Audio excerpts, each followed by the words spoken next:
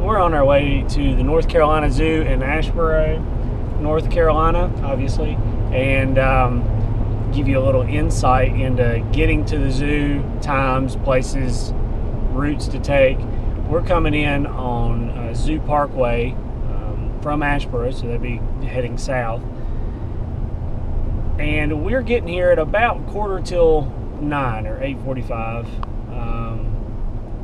There's already a little bit of traffic on the road, but it's not jam-packed yet. And this is the key to going to the zoo, is getting there at 9 o'clock on the dot, or before, so that you can be there when they open the doors. If you have kids, then I suggest that you learn to make plans, because you're always going to have those kids, so you still can get here on time. If you get here at 10 o'clock, like the rest of the people who don't plan with kids, then you go, oh my gosh, it's so crowded. And that's why, it's because you got here late.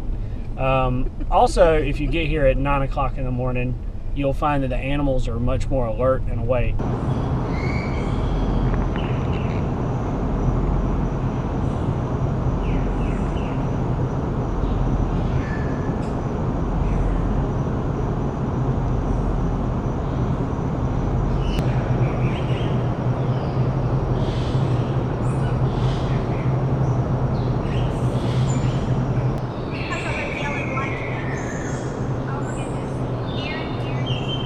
Don't move fast.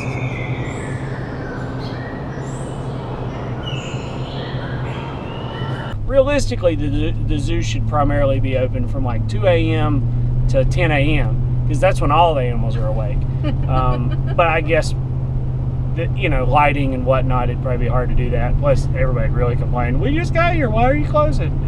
But if you get here at 9, the animals are awake and alert, and it's usually when all the feedings happen, is shortly around, between 9 and 10, 9:30, something like that.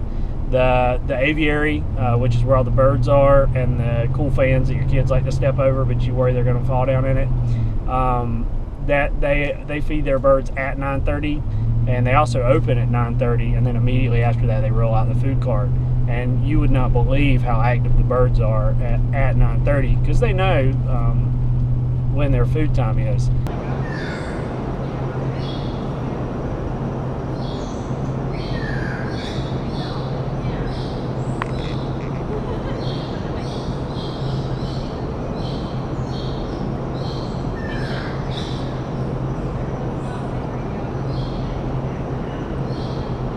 And so, also, the lions, they're always active in the mornings.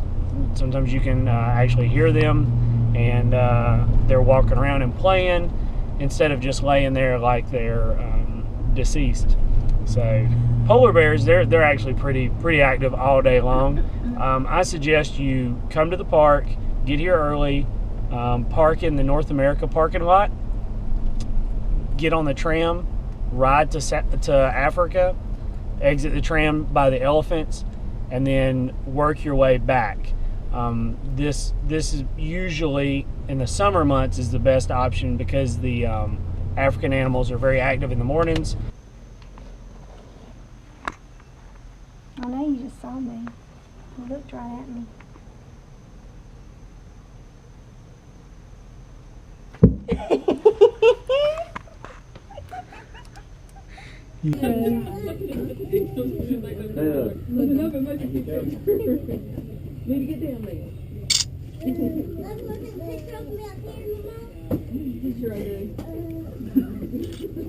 That was a really bright light. Look at the teeth.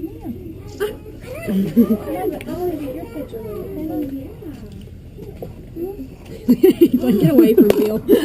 Because they're used to that in their native habitats. That's what they would be doing. They're active at night and in the early mornings, most of those animals, and then they spend their day during the hot hours sleeping.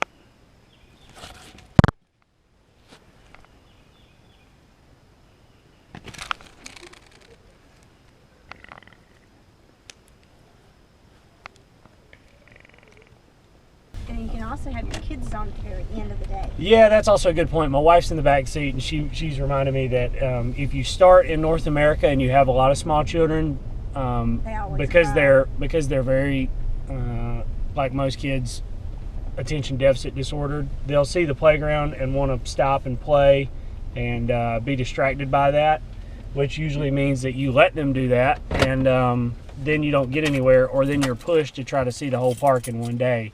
If your plan is to see the whole park in one day, then you definitely want to start in Africa and end in North America, so that whatever extra time you have remaining in your schedule, you can just let the kids run wild and free.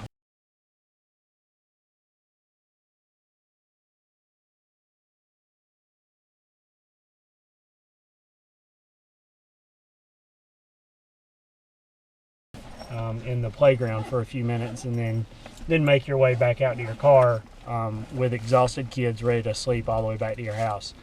So the Junction's a good place to eat, but if it's really crowded and you're working on that plan of going from Africa to North America, you can actually hold out until you get up near the bison and the geyser. And there's another place to eat up there that has barbecue and hot dogs and pretzels, and they have a Dippin' Dot station, which I really enjoy, even though we're local and come all the time.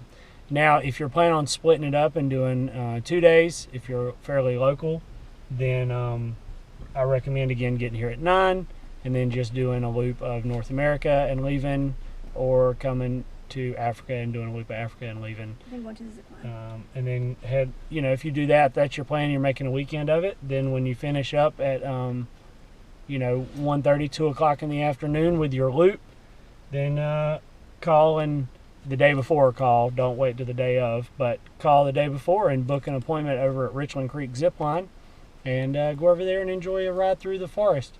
And it's actually on the other side of Purgatory Mountain from the zoo, so you're not far away at all. It's a short drive, and really friendly folks over there, show you a good time. So that's my introduction to the zoo.